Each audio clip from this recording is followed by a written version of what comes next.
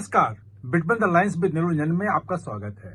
आज हम बात करेंगे राहुल गांधी ने जो आज प्रेस कॉन्फ्रेंस की थी। आनंद जो कर्नाटक का एक विधानसभा है, 2023 के इलेक्शन में उन्होंने कहा कि 6018 वोट जो हैं वो चोरी हुए, उसको डिलीट कर दिया गया। भले ही वहां पे 2023 में कांग्रेस के प्रत्याशी विजय हुए और उन्होंने ये भी आरोप लगा दिया कि वहां सीआईडी इस मामले की जांच कर रही है और 18 जो है वो चिट्ठियां लिख चुका है चुनाव आयोग को और चुनाव आयोग डाटा नहीं दे रहा है, यानी कि जो वोट चोरी करने वाले लोग हैं उनको बचा रहा है। और सीधे सीधे गणेश कुमार जो मुख्य चुनाव आयुक्त हैं उन पे उन्होंने हमला बोला, पूरे प्रेस कॉन्फ्रेंस में उनकी फोटो लगाई और ये कहा कि देखो यही गणेश कुमार हैं जो असली में वोट चोरी कर रहे हैं। उसके बाद अनुराग ठाकुर का बीजेपी का प्रेस कॉन्फ्रेंस हुआ। चुनाव आयोग ने भी अपने जो बीट रिपोर्टर हैं उनको बुला के उसको ब्रीफ किया। दरअसल अगर राहुल गांधी के प्रेस कॉन्फ्रेंस की बात करें तो उन्होंने कुछ तथ्य छुपा लिए, यानी कि आधा सच बताया।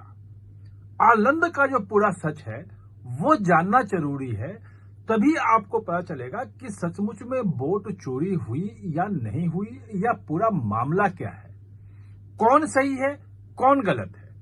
और मैं पहले भी आपको बताता रहा हूं कि राहुल गांधी आधा सच बोल करके एक पॉइंट जो है वो गेन करने की कोशिश करते हैं। अपना एक पॉइंट जीतने की कोशिश, डिबेट जीतते हैं उस ढंग से वो डिबेट जीतने की कोशिश करते हैं और उनको लगता है कि नैरेटिव की लड़ाई जो है वो हम आज जीत गए और आज तमाम चैनलों पे वो चलेगा, कल अखबारों में भी आएगा।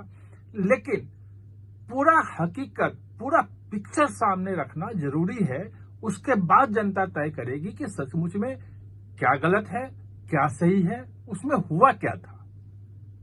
तो दरअसल अगर आनंद की बात करें हम, तो वहां पे जो राहुल गांधी ने कहा वो बिल्कुल सही कहा कि 6018 जो वोटर हैं उनका डिलीट करने के लिए एप्लीकेशन आया, बिल्कुल सही है।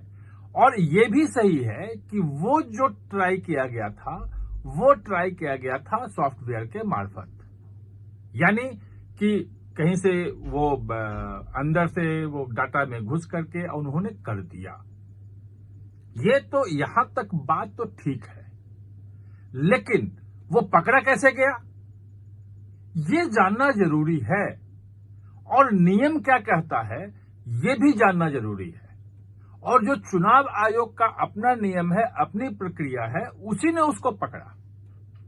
उन्होंने ये बात तो बता दी आपको कि चुनाव आयोग जो है वो सीआईडी के चिट्ठियों का जवाब नहीं दे रहा है, लेकिन उन्होंने ये बात छुपा ली कि चुनाव आयोग ने ही उस मामले में एफआईआर दर्ज करवाई थी कर्नाटक पुलिस के सामने। खुद चुनाव आयोग ने, उसी ने शिकायत की कि इस ढंग से हमारे वोटरों को डिलीट करने की कोशिश की गई है। अब अगर पूरा देखेंगे मामला, तो ये मामला कोई आज पहली बार कोई पर्दाफाश कर रहे हैं, कोई खुलासा कर रहे हैं, ऐसा नहीं है।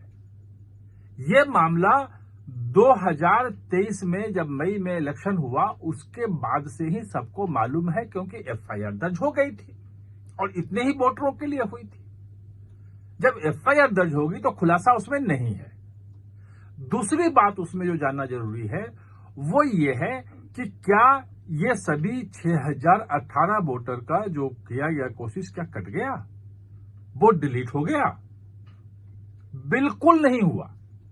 उसमें से केवल जो जेन्युइन जिनका वोट कटना था उन्हीं का वोट कटा, और ये सब सॉफ्टवेयर के थ्रू ही नहीं आए थे। दरअसल वहां विधानसभा में कुल 6018 वोटरों के डिलीशन के लिए एप्लीकेशन आया और बीएलओ जैसा होता है कि उसने पूरी जांच की कि भाई सचमुच में डिलीशन है या नहीं है, क्योंकि चुनाव आयोग का नियम यह कहता है कि एक तो ऑनलाइन कोई कर नहीं सकता है, और अगर किसी ने गलती से हुआ भी या किसी ने फॉर्म भर के भी दिया, तो सिर्फ फॉर्म भरने से किसी का नाम वोटर लिस्ट से डिलीट नहीं होता है। बीएलओ जो है वो जाकर के उसको नोटिस देता है, उसकी शिनाख्त करता है कि सचमुच में एप्लीकेशन सही है नहीं है, वो व्यक्ति सचमुच में यहां शिफ्ट कर गया, क्योंकि फॉर्म 7 भरा गया। फॉर्म 7 जो भरा जाता है वो ये कहता है कि इस विधानसभा से मेरा नाम काट दीजिए, मैं अब दूसरी जगह पे शिफ्ट कर गया हूं। तो यहां से नाम कटता है और दूसरी जगह नाम उसका चढ़ जाता है। ये बिल्कुल सेम प्रक्रिया होती है, इसी समय यहां कटेगा और दूसरी जगह चढ़ जाएगा। ऐसा नहीं होगा कि यहां से काट दिया और कहीं गए ही नहीं, ये नहीं होता है। ये उसी स्थिति में होगा जब कोई व्यक्ति मर जाए, जब मृत हो जाता है, तब वो आया कि भाई बीएलओ कि भाई ये मर गए हैं और इनका ये डेथ सर्टिफिकेट है, इनका नाम हट जाए, तो वो हट जाता है, वो चेक होता है वो। और अभी आपने देखा कि लगभग 22 लाख लोगों के नाम जो है वो हटे बिहार में एसआईआर के दौरान, जो कि जिनकी डेथ हो चुकी है, जो है नहीं। तो ये जो है फॉर्म 7 का मामला है। वो फॉर्म 7 जो है वो वोटर लिस्ट से नाम डिलीट ही नहीं हो सकता जब तक बीएलओ न करे। यानी कि बीएलओ ने पकड़ा ऐसा नहीं है, किसी ने किया, और जो चुनाव आयोग की अपनी प्रक्रिया है उसी के हिसाब से पकड़ा, और उसमें 24 लोग जो थे वो जेन्युइन मिले, जो सचमुच में वहां से शिफ्ट कर गए थे दूसरी जगह, उनका नाम वहां से आलंद से कट गया और दूसरी जगह उनका नाम शिफ्ट हो गया। जो बाकी 5,994 जो वोटर थे जिनके डिलीशन के लिए आया, उनका नाम कहीं नहीं कटा, वो उन्होंने वोट डाला। यानी कि जो वोट चोरी का वहां आरोप है वो बेबुनियाद है। और कांग्रेस के लोग वहां, कांग्रेस का जो पाटिल है वो जो जीते वहां पे, भाई वो वही एमएलए आजकल आज भी है वहां के। तो ये जो है वो हकीकत है। अब जो बात आ रही है, जो चुनाव आयोग का कहना है वो ये कहना है कि चूंकि हमने ही एफआईआर करवाई उसमें, तो कोई भी डाटा छुपा ले हम, ये कैसे हो सकता है? हम तो खुद चाहते हैं कि जांच हो, इसलिए एफआईआर करवाई हमने। और जो मोबाइल नंबर दिखा रहे थे राहुल गांधी, वो शायद मुंबई के किसी कैफे का है, और कैफे वाला कहता है कि भाई जो कैफे होता है जहां से कोई भी जाकर के वो इंटरनेट यूज करता है, कंप्यूटर यूज करता है, अपना फीस देता है, तो वहां से कोई ट्राई किया था इसमें, वो नंबर भी वहीं से दिया। तो वही नंबर आप दिखा रहे हो, लेकिन ये बताना चाहिए कि ये नंबर चुनाव आयोग ने दिया है। अब चुनाव आयोग का ये कहना है कि जो 18 चिट्ठी लिखने की बात है वो गलत है। 3-4 बार कर्नाटक पुलिस से पत्राचार हुआ है और उन्होंने जो डाटा मांगा था वो हमने दे दिया है। अब ये पत्राचार के बीच में क्या है, ये क्या चिट्ठी लिखी गई थी, वो 18 चिट्ठियों में से एक आध चिट्ठी भी राहुल गांधी ने सामने नहीं दिखाया कि वो चिट्ठी क्या है, क्या क्या कहा गया, डेट क्या क्या उसमें है, क्या क्या मांगा गया उसमें। वो सिर्फ आईपी एड्रेस और फोन नंबर सब मांग रहे हैं, वो तो चुनाव आयोग कह रहा है कि हमने ही दिया है। तो ये चुनाव आयोग भी नहीं दे रहा है कि जो 3-4 जो पत्र का कन्वर्सेशन हुआ वो क्या था, क्या लिखा गया, क्या मांगा गया, इन्होंने क्या दिया। ये एक ग्रे एरिया है। बाकी जो आलंद है वहां से कोई वोटर की चोरी हुई हो, वोटों की चोरी हुई हो, किसी का नाम डिलीट हो गया हो और वो वोट नहीं दे पाया हो, ऐसा नहीं है।